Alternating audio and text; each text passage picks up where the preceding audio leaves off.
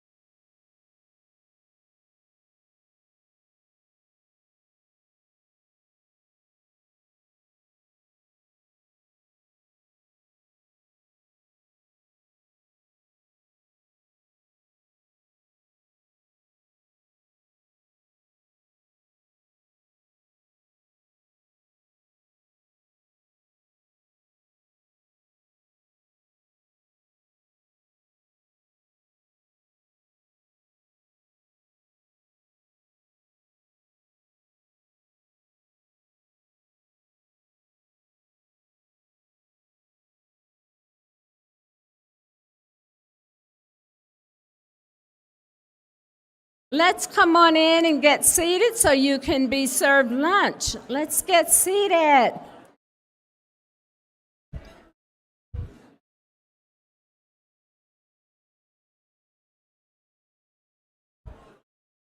Thank you. Thank you.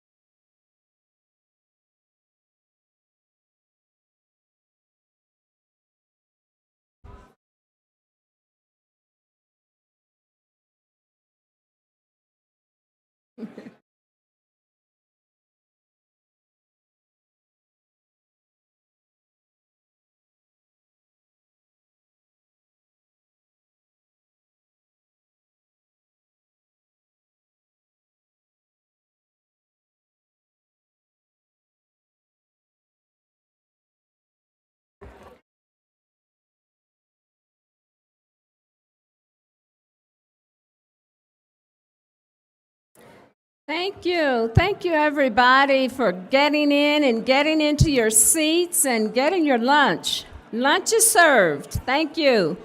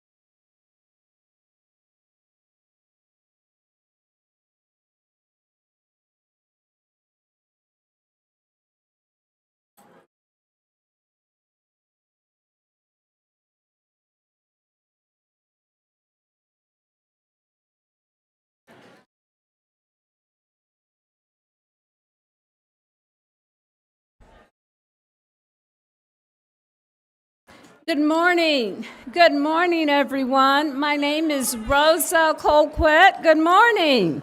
Hi. Hey. This is the summit. It's not the Wayne Morse Gala. I told a story last night about the Wayne Morse Gala. I don't know if we ever quieted the room, but I'm going to need you to come in and get your lunch. If it's one thing I don't like to interrupt, that is the sound of happy people and great engagements, but I am going to interrupt it. Let's come on in and settle down, please. Somebody turn the lights back up so I can see who's still talking. That's better. That is so much better. Good morning, everyone, and welcome to our congressional lunch and update.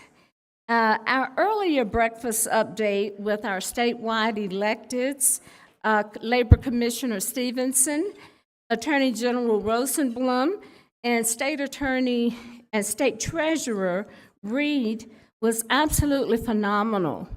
If you put your, yes, it was. It was phenomenal. And we're getting ready to go into another update, our congressional update. So, and it's going to be equally phenomenal. And also, we had time this morning. I hope you didn't miss this morning. I know some of you had one of those wonderful late night events last night, and that's great because Democrats like to have fun together, and that's one of the things that we do that helps us bond. We have a lot of fun together, and so I'm glad you did that last night. I did announce how exhilarating my evening was. I went to the lodge and went fast asleep, and when they had karaoke, I wasn't there to do my rendition of Tina Turner, What's Love Got to Do with It? So next time I won't be a sleepyhead, and I'll do Tina for you. But this morning, it's so great to welcome you, to welcome our congressional delegation. We do have Congresswoman Bonamici with us. Yes.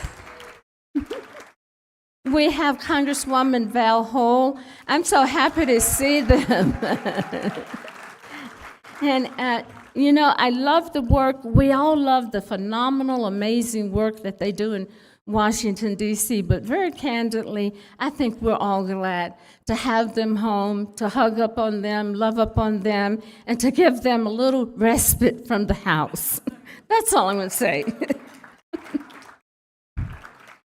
Before getting our program underway, I'd like to take a moment to thank our sponsors who have made this event possible. I know you heard them last night at the reception with our governor. You heard that there's those names again this morning at breakfast, but I want to tell you, we can't say their names enough. We really can't thank our sponsors enough. So it's very important that you know who they are, that you're engaging with them, and that you give them the appreciation that they are due. And so we're going to tell you who our sponsors are once again.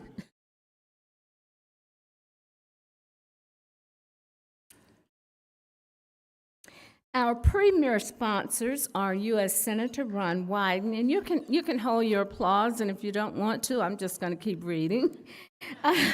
UFCW Local 555, and if you're here, wave your hand around. We thank you, we appreciate you, and we want to recognize you. Oregon Ranked Choice Voting. Our platinum sponsors, I saw a little response back at that one of the tables. Our platinum sponsors, Cow Creek Band of Umpqua Tribe of Indians, IBEW Local 48, U.S. Senator Jeff Merkley.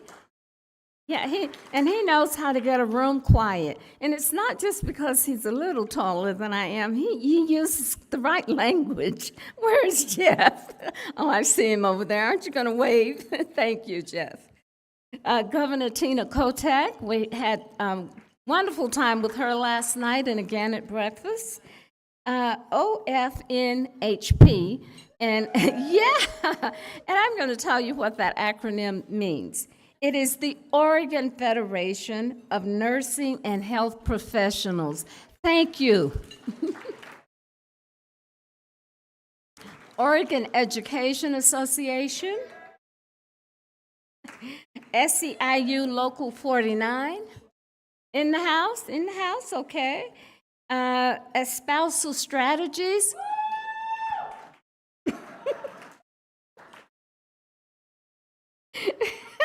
King Estate Winery, Morel Inc., NGP Van, New Sun Energy, Target Smart, Pac West Lobby Group. And we have more sponsors. They make this weekend all possible. They get more phone calls and emails than you can imagine.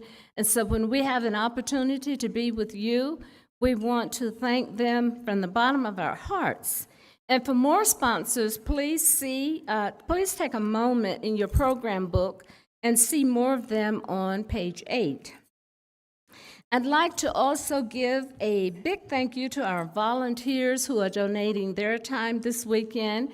They're really nice folks, except they also make me show my lanyard. Everybody got your lanyards on? Okay, all right. I know you're tired of hearing about that. Additionally, you may see here this weekend with very noticeable bright pink name badges. These are press members of the press corps. Lastly, but very importantly, this is very important to me because I work alongside these folks, and I know what gets done of dedication and commitment. I would like to thank the DPO staff who are ensuring, they're ensuring that this weekend runs smoothly, so thank them. If you see them one-on-one, say thanks for the good work you're doing. You appreciate it. And you will recognize them by their yellow name badges.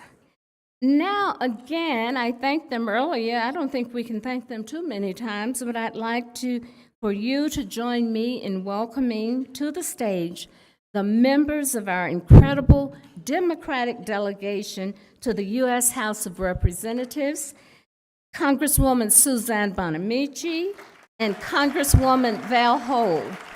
Yes.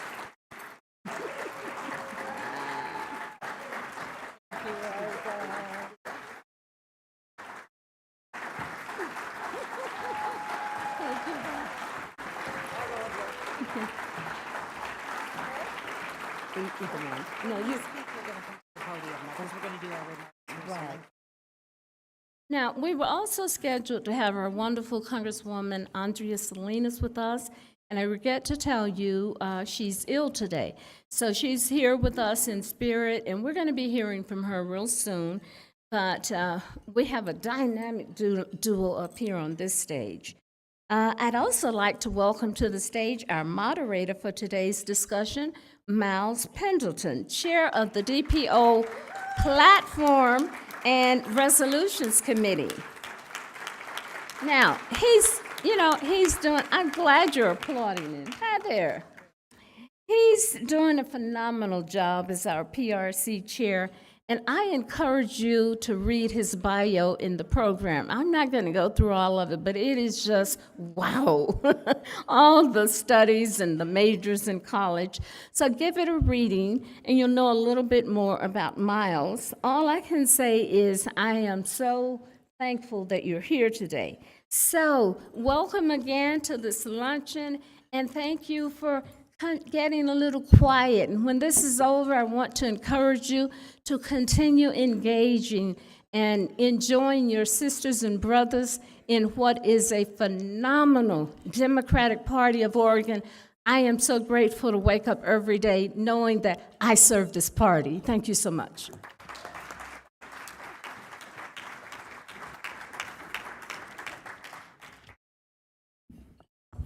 How we doing, everybody? How we feeling?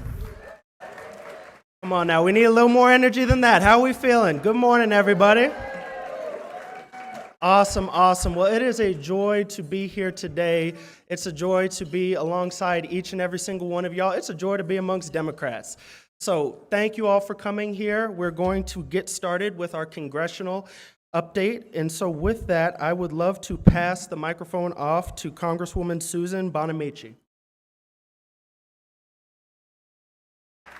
Thank you so much, Miles. It is so wonderful to be here back in Oregon, but not just back in beautiful Oregon, back with the Oregon Democratic Party. So we're thrilled to be here. I just want to note that this is the first summit where since I've served in Congress, where I am not the only woman in the Oregon delegation. So thank you for sending Val Hoyle and Andrea Salinas and Marie Glusenkamp Perez across the river to Congress. What a difference it makes. So it has been, needless to say, a chaotic, a heartbreaking, and a frustrating couple of weeks in Washington, D.C. I first want to mention, because I know it's on all of our minds, the devastating events in the Middle East, the horrific attack by the terrorist group Hamas on the Israeli people. Israel has a right to defend itself and keep its people safe, but I also want to say that I'm very grateful for what the United States is doing right now to get humanitarian aid into Gaza to protect the Palestinian people and to get them the aid that they need. I know. Thank you to President Biden and Secretary Blinken for being there. Getting that aid in there is so critical. Condolences to all the families, the people who were killed, Israelis and Palestinians, the people who are being held hostage. We are, urging Israel to follow international law, of course, but we had this horrific terrorist attack. It's on all of our minds, and we're going to work with the administration on that. So moving on to the chaos, not globally, but in Washington, D.C. Wow, what a couple of weeks it's been. A couple of weeks without a Speaker of the House. I'm just going to say that for the, 19 times that I voted for Speaker, I voted for Hakeem Jeffries. So, and I'm not going to spend a lot of time on this because I expect it's going to come up in the questions, but let's just say Hakeem Jeffries has earned our support. And on the other side of the aisle, they have absolute chaos. But hooray for defeating Jim Jordan, right? Because every time he insisted on votes, he lost more and more support. So you'd think humiliation would kick in, but it's not good for the country, and it's certainly not good for the House of Representatives.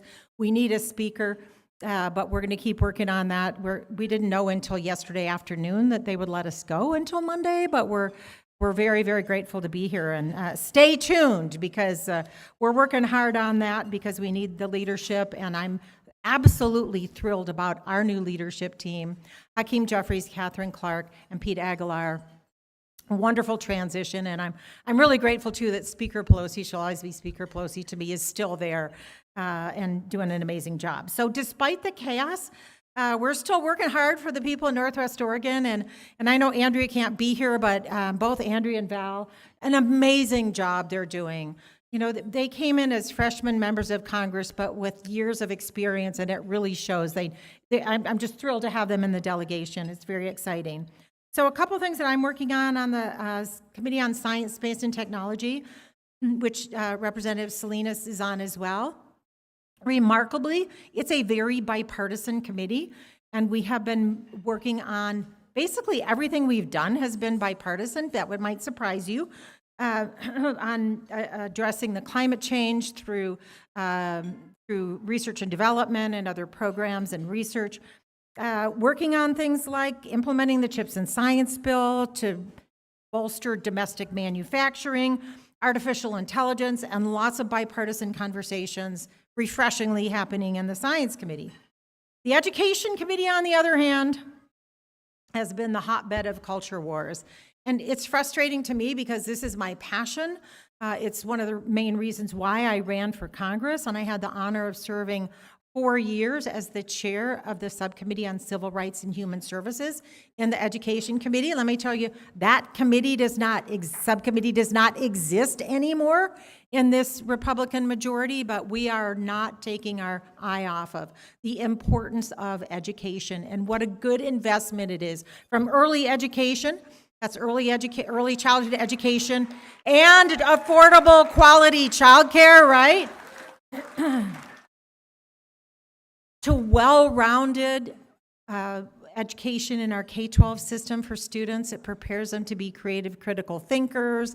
I'm working on my amazing arts education for all bill to help close the equity gap in arts education, because we know not only does it help people learn, it also helps them to be creative and critical thinkers. And higher education and the affordability of higher education. This means a lot to me because I worked my way through on my own through community college first for 2 years, and then 2 years of college and 3 years of law school.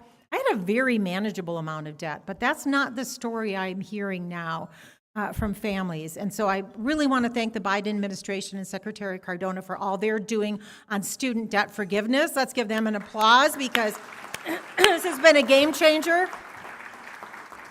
Not going as far as we need, but in the long term, we absolutely need to make higher education affordable and debt-free. No one should have to go into debt to get a higher education, right? So there's a lot of other issues that are priorities in our House Democratic Caucus, addressing housing and homelessness. We know how critical that is, not just in urban areas, but really across the state and across the country. I mentioned fighting the climate crisis, where we made tremendous progress. I am so proud of the work that we did with the Inflation Reduction Act. It's not the end of the work, but we passed the largest climate bill in this country's history, and we're working on implementing that. Strengthening earned benefits to Social Security and Medicare, which we heard as recently as 2 days ago, the Republicans say that's where the spending problems are. No, it's not. It is not. They talk about how it's so horrible it is that we only take in $5 trillion, but we spend $2 trillion. There's an easy answer for that. Repeal the Trump tax cuts. Solves the problem, right? Abortion rights. Everyone in this country should have the opportunity to make their own decisions about whether and when to have a child. And I tell you that the attacks on that care has just been devastating. I'm proud of our state of Oregon for being a leader and for understanding that abortion is healthcare, and that's a personal decision between a patient and their healthcare provider. It is not a decision for politicians, and it's not a decision for judges. So we're going to keep working on that and doing everything we can, including supporting people like our neighbor to the east in Ohio and other states where they don't have that right anymore. We're gonna take back the House, and we're gonna do everything we can. Unfortunately, it was a Supreme Court opinion, but we're not going to stop fighting for those rights. And then importantly, we need to protect democracy. When we look at the attacks on voting rights that are happening across the country, we must work together. The John Lewis Voting Rights Act, our House Democrats have an amazing package of voting rights legislation. I had the privilege and honor of serving with John Lewis and walking across the Edmund Pettus Bridge on the 50th anniversary of Bloody Sunday with John Lewis. And in his memory, in his honor, we have to keep working on making democracy work in this country. Oregon has a great model. We do a wonderful job here of making it easy to vote, right? Every state should just be like Oregon. And I know we're at the Democratic Party of Oregon Summit, but I do want to mention that vote by mail has bipartisan support. And when Dennis Richardson, the late Dennis Richardson, who you all know was a Republican, came to Washington, D.C. as Secretary of State, he talked to me about how he supported vote by mail and what a great program it was. We know that our program works, and we need to do everything we can to protect democracy across the country. So we have a lot of work to do. We obviously have to earn back the majority in the House, because it's pretty clear the Republicans do not know how to govern. We need to protect the majority in the Senate, keep our Democratic majority, and I'm so grateful they're there right now, because they are really helping as a backstop. Yes, the Republicans are unable to govern. I'll just close with the two bills that they put up before they broke for the summer recess. The two bills that they could agree on, here's what the Republicans could agree on that they put up for a vote. This was their priority. They put up bills to delist the long-eared bat and the prairie chicken from the Endangered Species Act. That was their priority, and that's what they got passed. So we've got to get back to doing what the people want, protecting democracy, earning back the majority. Let's get together right now. Start now, because next year's is the key election. Start building those relationships now. Join the Neighbor to Neighbor program and everything you can do so that Democrats can hold the majorities in the state legislature and help us win back the majority in the U.S. House. Thank you, everybody. Great to be here.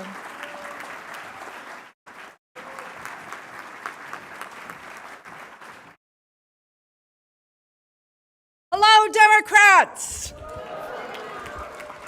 It is so wonderful to be here in Oregon. I got in, my plane landed around 9 last night. I got to sleep in my own bed.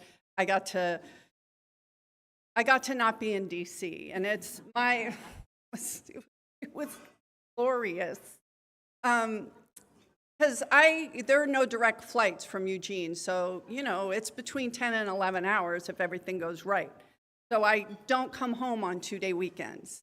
And I can't come home when the Republicans won't tell us when we have votes, which again, they don't want to tell us when we have speaker votes, thinking that we're all going to leave, and then they can sneak a vote in and get Jim Jordan elected. So of course, we stay, but it's been a lot. So all I'm saying is it is so good to see so many friends and know that you are going to be part of us protecting and preserving our democracy. Because Oregon is on the map. We have 3 swing seats out of our 6 swing seats, 3. And so the NRCC is absolutely targeting Oregon. We have a number of our statewide elections that are up this year, and you can bet your ass that they are targeting Oregon. So your work is going to matter, so we should celebrate each other now and then get to work. We have the House. We have the Senate. Both of those are in play. There were 5 seats in the Oregon House that were won by 600 votes or less, right? The control of the Senate and having people that will, show up to work. Right? Like, that's a thing that we need to worry about. So we have to fight for that. But I will tell you, I have been in Congress for 10 months. 10 months. And it's been quite a ride. So when I got there, after the first 15 votes, which were for speaker, that was something, I was like, this is remarkably functional and kind of bipartisan. I'm on transportation infrastructure. We passed a transportation and an FAA reauthorization bill that was bipartisan and was unanimous. It's now in the Senate, and I don't know if we're going to have a House in session to be able to pass it back once we get it back from the Senate. And I'm on natural resources, which guarantee, our first bill that we looked at was, again, it wasn't about the lesser prairie chicken, which was, again, their priority. But rather, should we bring guns to the committee hearing or not? Sponsored by Lauren Boebert. But we've been able to work on wildfire issues. We've been able to work on, there's bipartisan support to protect the rivers in Southern Oregon from mining practices that would, really poison our water. And so that SAUSPA bill has bipartisan support. And I thought, well, I can actually work together and find people where we can do things. And then the wheels came off the bus. And here we are. And I have to say, I didn't know what to do. And I have people like Suzanne Bonamici, and I know both Andrea and I feel incredibly supported, but Jeff Merkley and Ron Wyden checking in and saying, this isn't normal, how are you doing? That matters. Peter DeFazio called me last weekend, and I was in DC, and he said, hey, I'm checking in on you, how are you doing? And I'm like, not well. I'm a rookie. I don't know what to do. And he said, I said, this should be somebody more experienced. And he said, there's no rookies at this point of the season. Fair enough. And nobody knows what to do because this is unprecedented. We have war raging in Europe and the Middle East. And, we get those briefings, and it's horrifying. Horrifying what's happening. And we don't have a speaker. And they put up a man who literally voted to decertify the election, who didn't believe a 10-year-old who got raped should have access to an abortion, she should be forced to have a child, who has never passed a bill, who has voted against relief for our wildfires, for hurricanes, who never voted for a farm bill. This man was called a legislative terrorist by John Boehner. That's who they want up there. And understand, that is a feature, not a bug. They want to break the systems of government. They know they can't win elections because the people of the United States, no matter where you are, don't support what they're doing. So they're not trying to win the minds and hearts of the people. They're trying to break our systems of government, and we have to fight back. So what I'll say is I've thought a whole lot as, again, we've gotten these briefings, whether it's on, Gaza and Israel or Ukraine, from MASH. I mean, we all know MASH. I mean, okay, not you younger people, but for those of us of a certain age, we grew up watching it. And the Alan Alda character, there was Father Mulcahy, that character, came up and said to Alan Alda, he said, war is hell. Did any of you remember this? And he said, no, war isn't hell.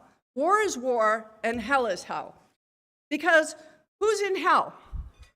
Sinners, right? And, there aren't any innocent bystanders. But war is chock full of innocent bystanders. There's little kids, cripples, old ladies, and except for a few brass, everyone's an innocent bystander. And right now, we do not have one of our three branches of government open. It is a feature, not a bug. We have 350 of our top military personnel waiting for appointments because one man is stopping it. So our military readiness is not where it should be. That is a feature, not a bug. The redistricting, the stopping counting votes, it's a feature, not a bug. You are the firewall for our democracy. We are going to be asking a lot of you and everyone you know. Our neighbor-to-neighbor program works, and we normally call into other states and help other states. We need to do our work right here, every single precinct, every single county, every single office, from school board all the way up to Congress, because we don't have any senators on the ballot, but you can bet your ass that they'll be working it hard as well. And we're going to need your help because our democracy and the future of our country is on the line, and thank you so much for being here.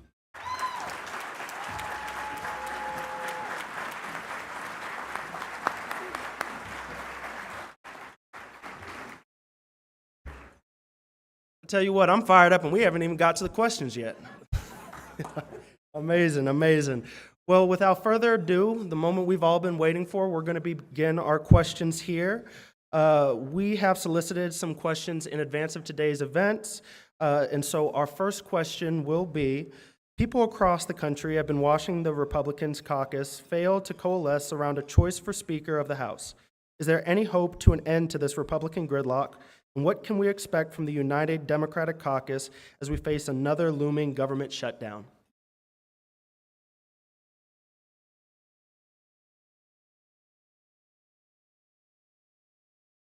Can people, okay, you can hear me. So the Democrats have been united on one thing, that we will vote for a speaker who will work to keep the government open. We will vote for a speaker who did not vote to decertify the last election. We will vote for a speaker who will work with us on strongly bipartisan things, which means both funding Ukraine and funding Israel and getting humanitarian aid to Gaza and working. Let me just say, I am so grateful that Joe Biden is president right now and not Donald Trump. Can you imagine, in terms of foreign policy, where we would be it's a disaster. But I have to say, what I admire most about Republicans is how well they stick to their talking points. I mean, they are disciplined. So I was walking by, it was Friday, and one of the New York guys, who I know, he's in a district as well, I said to him, hey, are we going home this weekend? And he looked at me and he said, well, we're all here because of you, because of the Democrats. And every single Republican gets up and says, 208 Democrats stood with 8 Republicans, and it was the Democrats that threw out the speaker. And of course, in the, what is colloquially known Irish whisper, which is, you know, my people don't really have the ability to whisper and to say things out loud. And I turned around and we're in the middle of the hallway, and I'm like, nobody believes that, Nick. No one believes that. You can keep saying it, but you voted. You all voted for the rule that allowed one crazy person to take out the speaker. And you can't walk through a door that's been slammed in your face. We have been clear. We will vote in a bipartisan way. But what is their red line? Their red line is not to work with Democrats. We do not want votes for Democrats.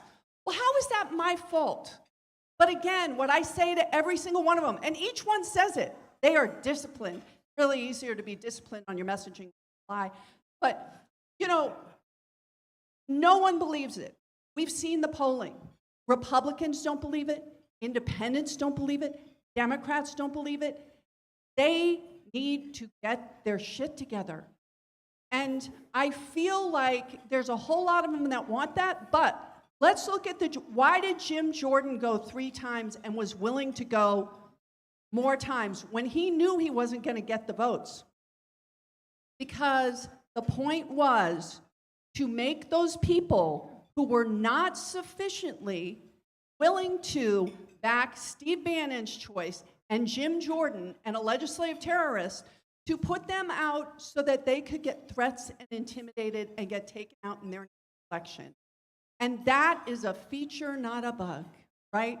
So those people are scary, and I hope that there are Republicans that say, we'll pick someone, a Republican, of course, pick someone that can work to keep our government going and take this seriously. But I have no idea what's going to happen next week. Me? That's what I love about Val. She's so subtle, right?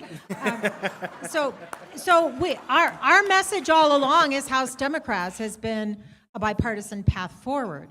Now, ideally, what we'd really like is for enough Republicans to vote for Hakeem Jeffries that he would be Speaker. That would be awesome, right? But we're also realists. I think back to my days in the state legislature, and picking a Speaker wasn't really a partisan thing.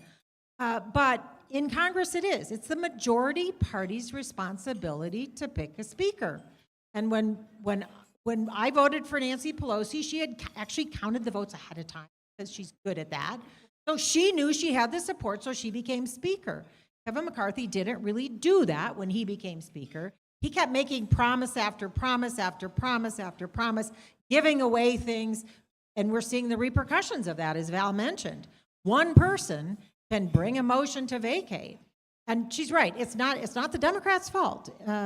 We voted for who we wanted for Speaker, Hakeem Jeffries. So I don't know what's going to happen, but I do know that there are Republicans who are not crazy, who want to get things done, who are there for the right reasons. And I think we really saw something very telling when they had their secret ballot in the Republican conference yesterday. There are a lot more people who did not vote for Jim Jordan in the secret ballot than on the floor. And I just want to mention again the threats that have been made against some of the people who voted for someone other than Jim Jordan. It's outrageous. It's dangerous. Representative Bacon from Nebraska, his wife got threatened. Marriott Miller Meeks, her family got threatened because they voted for somebody other than Jim Jordan. But what do you expect from somebody who has Steve Bannon running his campaign for Speaker? There are Republicans who have gone directly from voting over to Steve Bannon's townhouse to do a video about why they supported him. So it's pretty outrageous. We know that that's incredibly dangerous. And I think about when I voted for Speaker Pelosi, for example. It was carrots, not sticks. It was, here's how can I earn your support, have the conversation. It was carrots, not sticks, and really earning our respect, as Hakeem Jeffries has done. And we are diverse as Democrats as well. I mean, we have everybody from the Blue Dogs to the Progressive Caucus. Every single Democrat, every single time, voted for Hakeem Jeffries because he has earned our respect and has earned our vote. So again, I don't know what's going to happen. We are a very short period of time away from the end of the time when government will stay open. In addition to the international conflict happening and how this looks to the world, where we're trying to sell democracy as a great thing and everybody's looking at us saying, you can't even keep your house open. That's incredibly dangerous. The government's about to close down if we don't have a speaker. So there is a proposal to try to empower the acting speaker, who was picked because he was the next on the list when somebody becomes speaker. This happened after 9/11. When somebody becomes speaker, they have this secret list and they put it in a lockbox or something of who they would want if in case they're not there for some reason. And that happened to be Patrick McHenry. So there was some conversation about giving him enough power. Right now he has limited power to only run the speaker election for the next speaker. Right. Oh, and to throw people out of their office, because he tried to throw Nancy Pelosi and Steny Hoyer out of their offices, right? He thinks that's within his power. But there's some conversation about empowering him temporarily to get through maybe till January or something, to keep the government open. But that, of course, would be questioned constitutionally, legislatively, because it's never been done. So I don't know. I wish I had a working crystal ball. I really do. If there is a moderate bipartisan Republican who agrees that Joe Biden is a legitimate president, maybe that person would get enough votes. But then I don't know, how long would it take for the Matt Gaetz crowd to challenge him until they change the rule? We don't know. So it's a lot of uncertainty. But we're gonna be there for the fight. And as Val said, people have given up a lot. They've given up time with family. They've given up family events. One of our colleagues flew back from her mother's bedside in the ICU because we need to be there, because if the threshold goes down, Democrats aren't there, they need fewer votes. So we're going to be there. If we didn't know that we know for sure there's not going to be a vote, otherwise we'd be in DC right now. Even we're grateful we're here. But again, too much uncertainty. It's not good for the country. It's not good for democracy.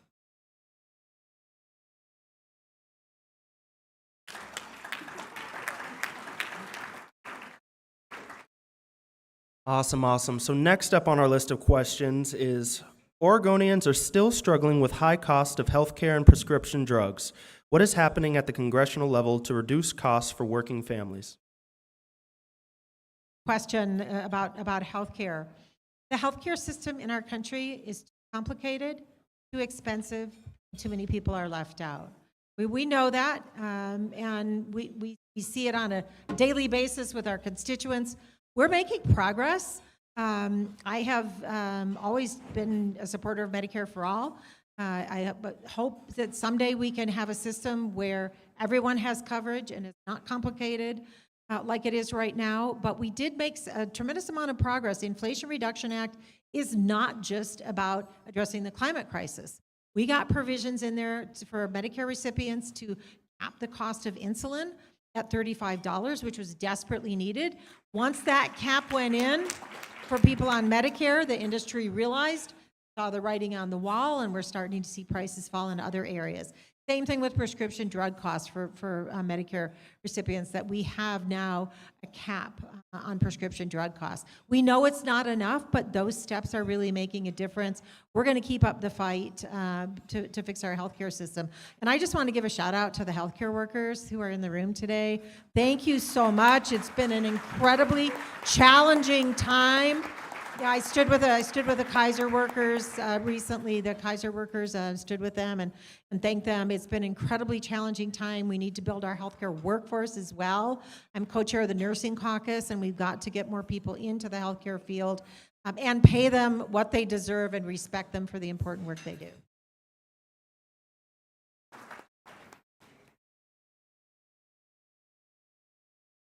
So I could go through the list of bills that, of course, it's really great when you have members of your delegation so aligned with, because,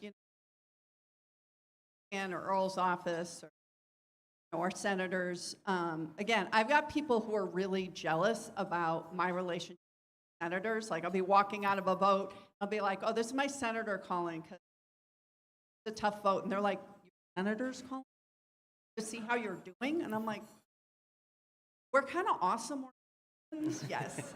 But so, they'll reach out and, I could go through the bills on lowering prescription drug costs, Medicare for All, the Drug Shortage Prevention Act, the letter we have to ask the Biden administration to address shortages, medication, and cancer medications, other critical meds. But one of the most important things we can do, and this really is a focus of the Biden administration, is to bring manufacturing back to the United States, and that means prescription drug manufacturing, right? That is part of our supply chain crisis, and when we are having our medications manufactured offshore, right, we don't control that process. We don't control that supply chain. We do have a bill asking the pharmaceutical companies to alert the government when they have 6 consecutive of increase for medication. But there's a whole bunch of things that we can do. We can't do it until we have a functioning government. And so we need to, A, get control back of the House, B, keep control of the Senate, and Ron Wyden and Jeff Merkley are going to be working on that. The map is difficult. But here's the sort of silver lining to this hot mess of the Republican conference, is that people are saying those people can't govern. Here's the bright lining of them trying to take away the rights of women, ignoring the fact that we have a climate crisis, right?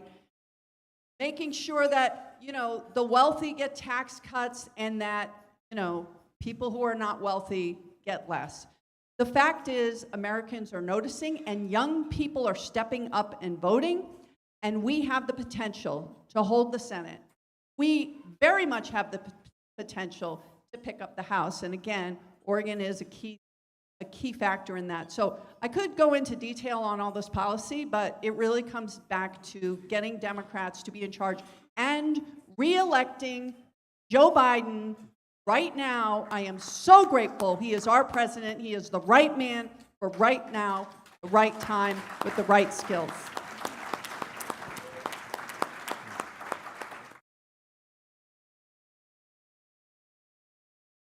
Awesome. Our next question is, despite the Republican failures in Congress this year, we've still seen Democratic leaders like yourselves in Congress partner with the Biden administration to deliver bipartisan infrastructure deal dollars and other relief to Oregon communities. Can you tell us about some of the projects happening in your district that you're most excited about?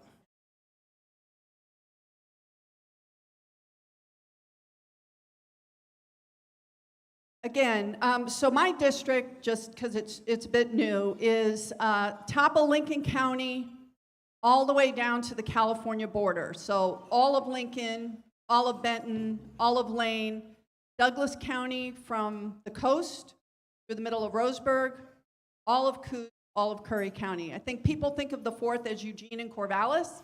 It is the mid to south coast and Eugene and Corvallis.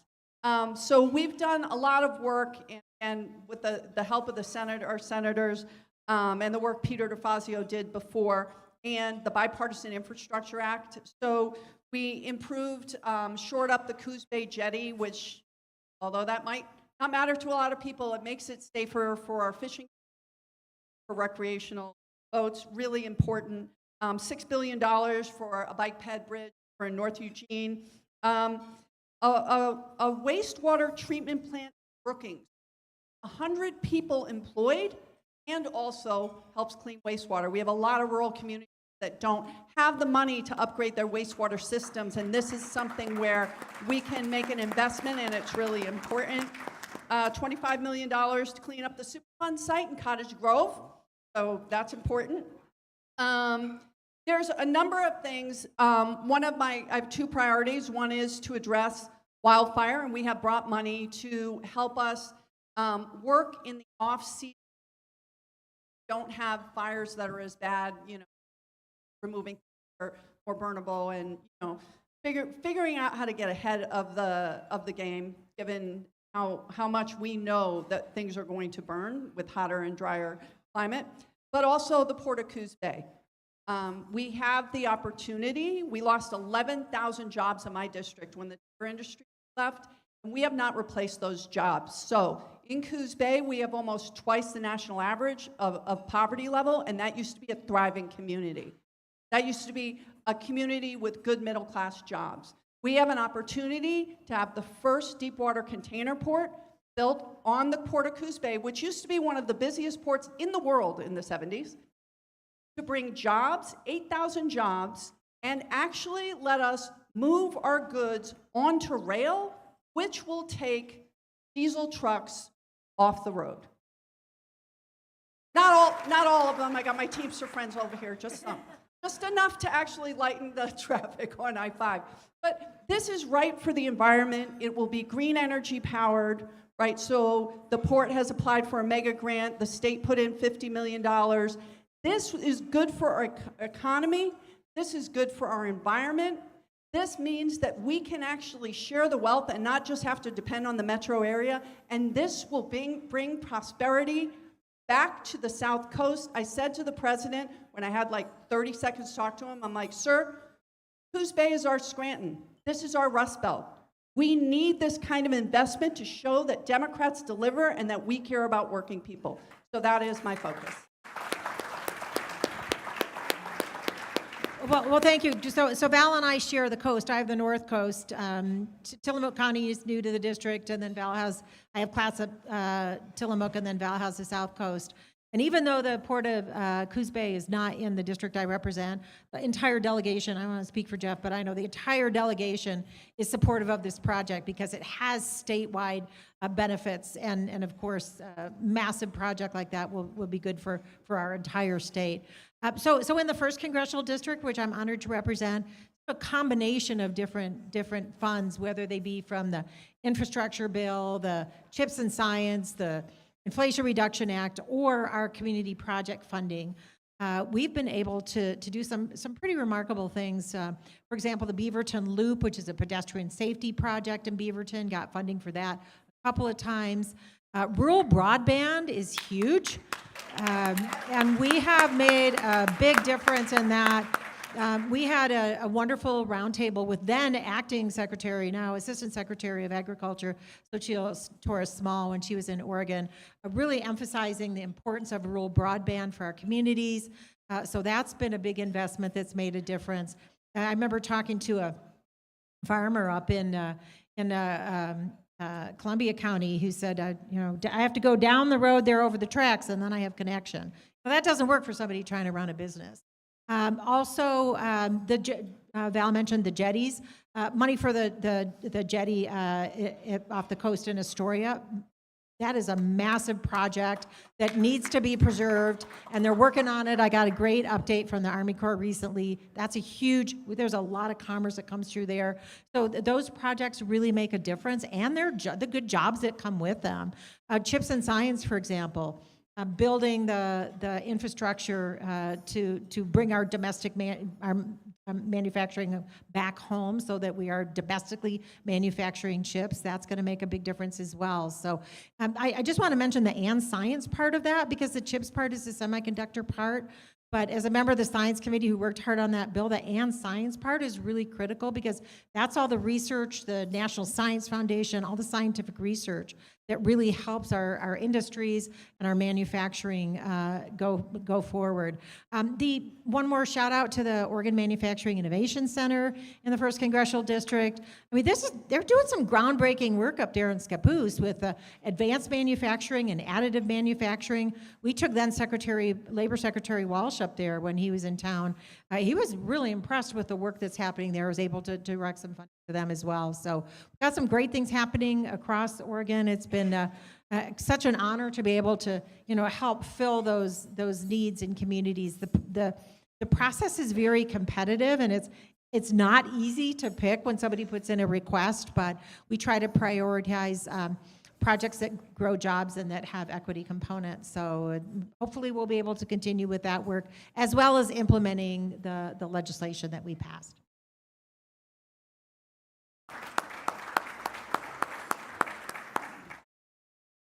All right, moving right along, our next question is, we know that Oregon is at the front line in the fight to protect our seats and retake democratic control in the U.S. House.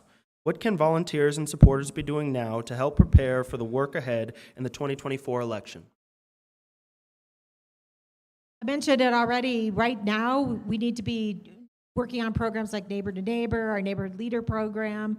We can clap for that because we do a great job with that.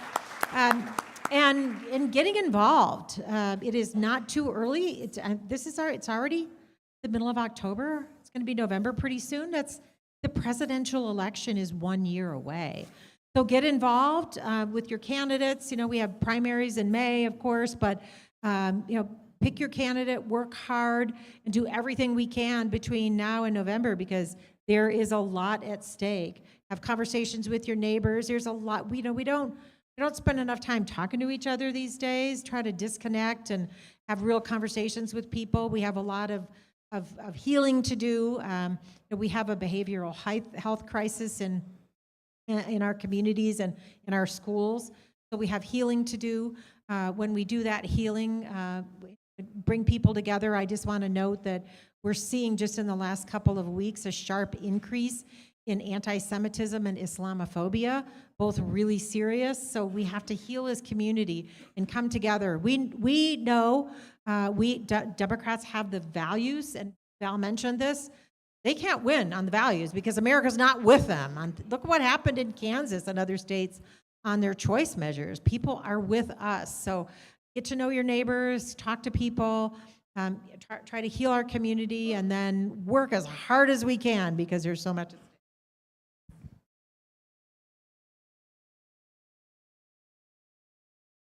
What Suzanne said, right? We cannot be complacent.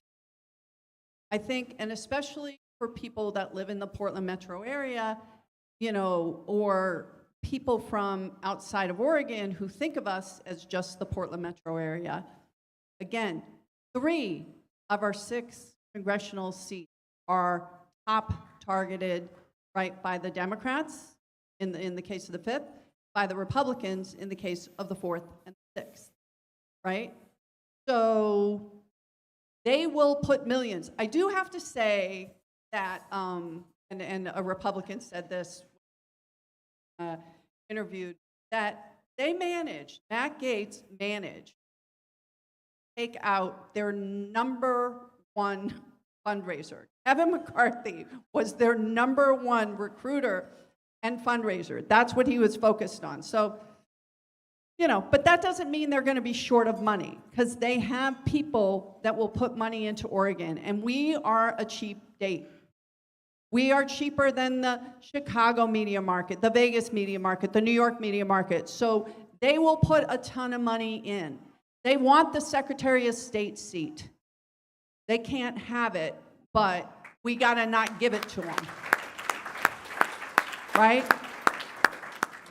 The Republican Treasurers Association are focused, this is their priority, in getting Republican treasurers to take their money out of investments, in investments that have anything to do with investing in a green economy, right? Moving away from fossil fuels. They literally are focused on investing in keeping our fossil fuel economy going. That's insane. We have to keep the treasurer's seat, right? We have to pick up the House. We have to keep our Senate. We have to hold our State House, hold our Senate, and then make sure at the lower level, when we look at school boards, we have lost seats in school boards, in progressive areas, even in conservative areas, right? Like just down over here in next county over, I forget. Yeah, Crook County, right? They took out Republicans that were not sufficiently willing to undermine our public education. Again, they are focused, they are on message, they know what they're doing, and we keep getting complacent. We cannot be complacent. Oregon led the way with vote by mail. Oregon led the way with having our young people vote, right? Oregon has led the way on so many things. We need to lead the way in making sure that everywhere, from Harney County all the way over to Multnomah, right? That Democrats are working and fighting at every single level. And for those of us in purple seats, that means going and talking to and delivering for people who are of a different party. Because when I get in that room, when Jeff gets in that room, when Ron gets in that room, right, and we talk to people, we find out how much we have in common, right? But because of so many things, I think Suzanne said it, those relationships have been broken, and we have to work hard for it. So what I would say is, democracy's on the line. Campaigns cost money, so contribute to your favorite candidate, and then contribute to the rest of them, right? That's really, really important. Because if we have the money, I will tell you, Lori DeReamer has outraised all of us significantly. But that's because Kevin McCarthy wrote her a check for $250,000, right? So we have to work harder in just getting individual donations bit by bit, because we don't have people buying our elections. Thank you, Sid. We're going to overturn that too. So door to door, every precinct, every single place, make sure that we have 5 Democrats going back in the 119th congressional session, that we have a majority in the Senate, that we have a bulletproof supermajority in the House and in our Senate, and fundamentally, every single place, every single level, right now, the Republican Party right now is not the party it used to be. They are focused on destroying our democracy. We're not going to let them. So I'm excited to work with you over the next year. Just want to add 2 things to that real quickly. Money in politics is abhorrent. We'd be very grateful if it wasn't the case. But until we can overturn Citizens United, the court overturns Citizens United, we need to do everything we can for more transparency and disclosure. Super PACs are a huge problem. And also that point, but also keep an eye on Washington too, because Reed Glusenkamp Perez, that's going to be a very, very, very competitive race. We cannot have an extremist like Joe Kent in.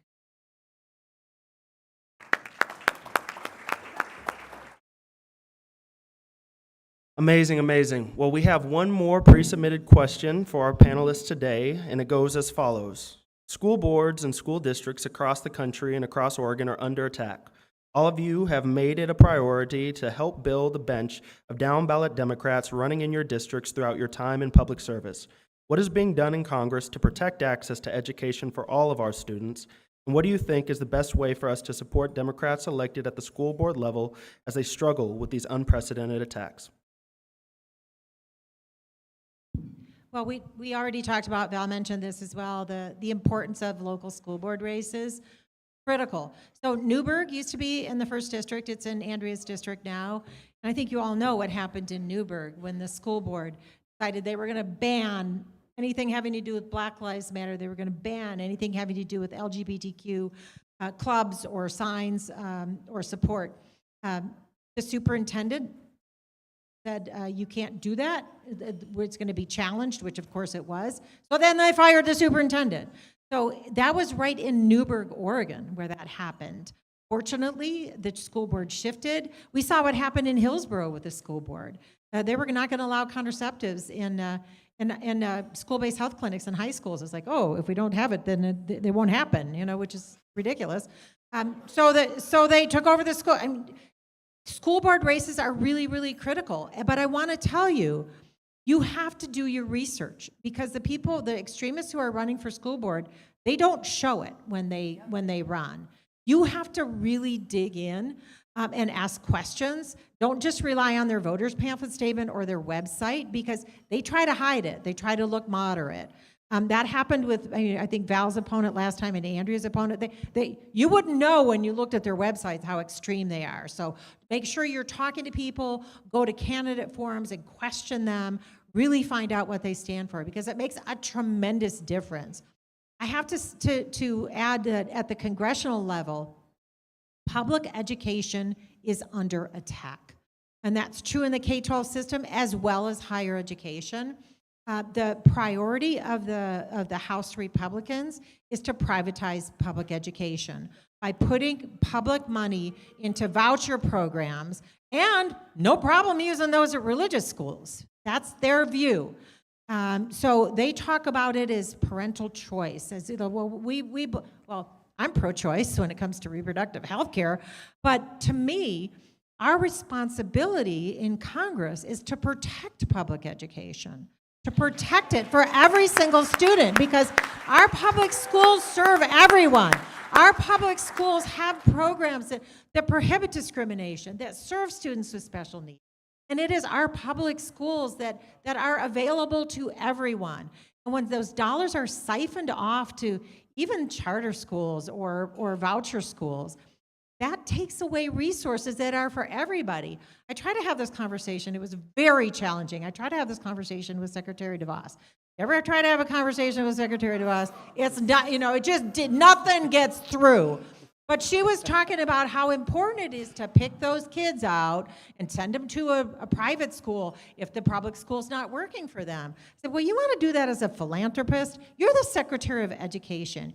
Your job is for every student. So you need to ask the question, why isn't the school working for that student? Is there lead in the water? Are the class sizes too big? Do they need more arts? Do they need music? Do they need drama? Do they need smaller class?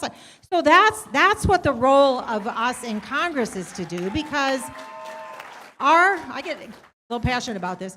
Our role, the federal role in education, the laws all came about in the civil rights movement. This is about serving every student. And the private schools don't do that.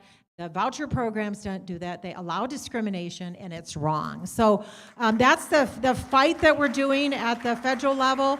And I just want to mention that, our schools have real challenges right now. We know that. The disrupted learning because of the pandemic, the behavioral health problems, an issue that hasn't come up yet is gun violence and the need for gun violence prevention. With gun violence, with climate change, and with the behavioral health issues, students in schools are pretty stressed right now. So we need more behavioral health for them. We need education for them. I actually have a bipartisan bill. It's called the FACT Act, and it stands for Fentanyl Awareness for Children and Teens in Schools Act. And it's a bipartisan bill modeled after legislation, a program that the Beaverton School District implemented after Beaverton, after a family, John and Jennifer Epstein, lost their son Cal to a fentanyl overdose. And since implementing this program in Beaverton, they have not had a fentanyl death among their student population since. So Oregon's going to be implementing it, and I have a bipartisan bill that I would like to move forward in the Education Committee. It's bipartisan, to get funding to replicate this program across the country. But instead of doing that, we just had a hearing on book banning. Seriously, we had a hearing on book banning, and the hearing before that was how the Chinese Communist Party is taking over the public school system. And then before that, it was their so-called Parents' Bill of Rights, which is basically, here's a blueprint for how you can ban books and attack teachers. When I found out they were wanting to work on, when the Republicans, the majority wanted to work on parental involvement in education, I was all excited. Yeah, great, sign me up. I did that for 15 years. And then when I found out what their real motivation was, it's like, no, that's not what we need for more parental involvement. We need childcare. We need translators. We need flexibility for parents to get to school and engage. We don't need a roadmap for book banning and teacher conflicts. So there's a lot of work that we could be doing and should be doing, but their priorities are wrong. So I know that was a long answer, but I just wanted to let people know that the House Democratic Caucus is united. We have a couple of amazing members in our caucus who are educators, and it makes a difference. The Republicans aren't really interested in education. To them, it's like, I'll do this if I have to serve on this committee. But the Democrats are really passionate about it. So we need to get back in the majority and set the agenda and protect public education and make it thrive for every student.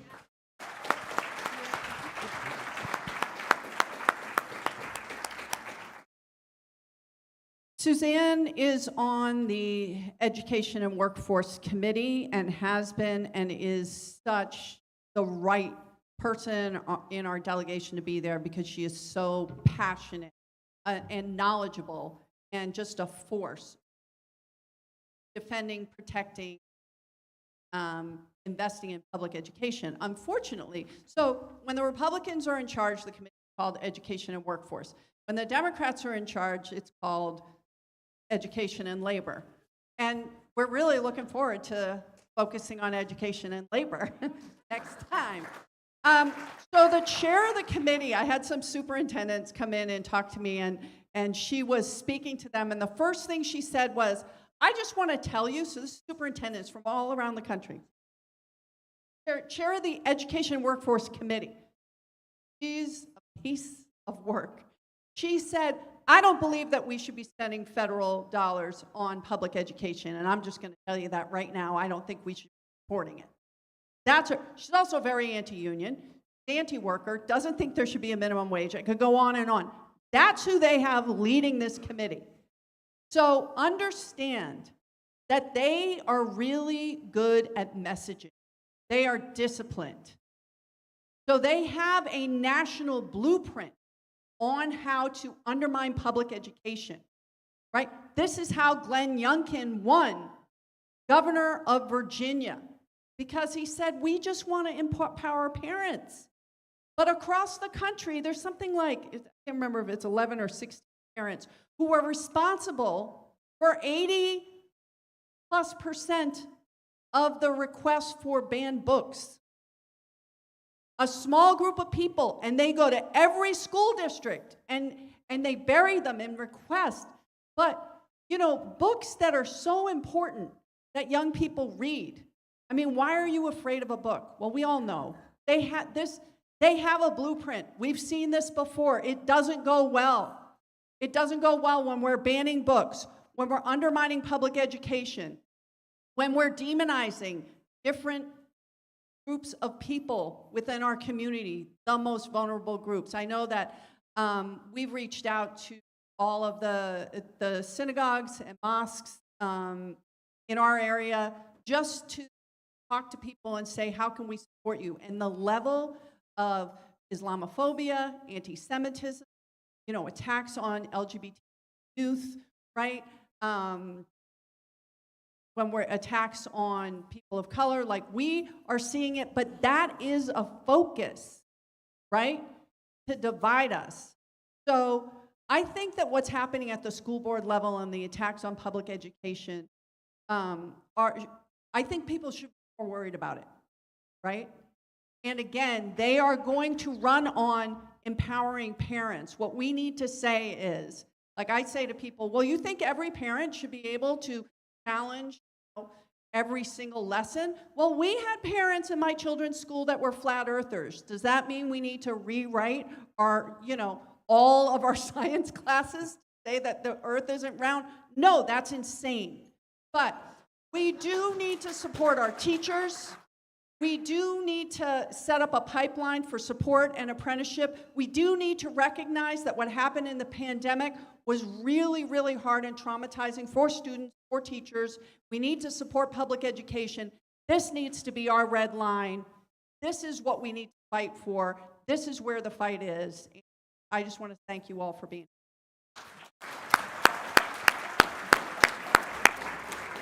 Amazing, amazing. Can we give another round of applause for our wonderful panelists today?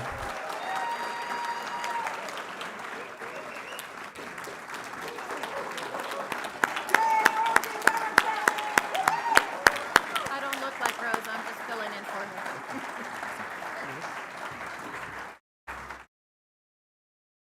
Woohoo, that was fun.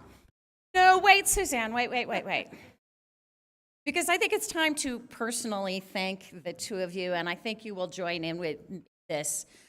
I am so impressed and inspired by the unity and the teamwork of the Democratic caucus in the U.S. Congress.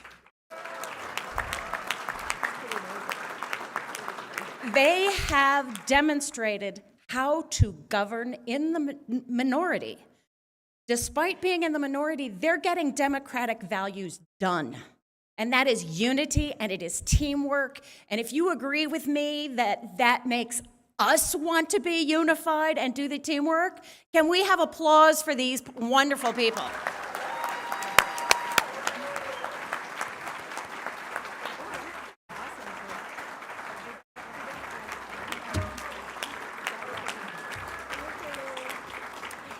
And as Suzanne opened her speech with, oh my God, I'm not the only woman anymore, we have the opportunity to send another woman to Congress.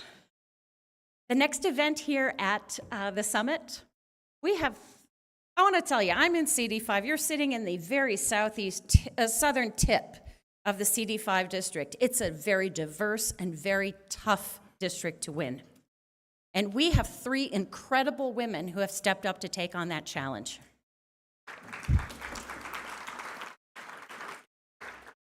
They're going to need your support for us to be able to know who is going to be the best Democrat to represent us in November of 2024. And we are going to need to be unified and use teamwork in a really tough district because the road to Speaker Jeffries runs right through this place where you're sitting right now. And we need everybody's help. So to re-elect our current delegation and add one more, if you are willing to donate, to knock doors, to make phone calls, to write postcards, op-eds, in order to actually get this woman that we choose elected to Congress, can you give yourselves a hand? Why don't you give yourselves a standing ovation if you're willing to do the work? Let's get on it. Yes, Sid, I see you.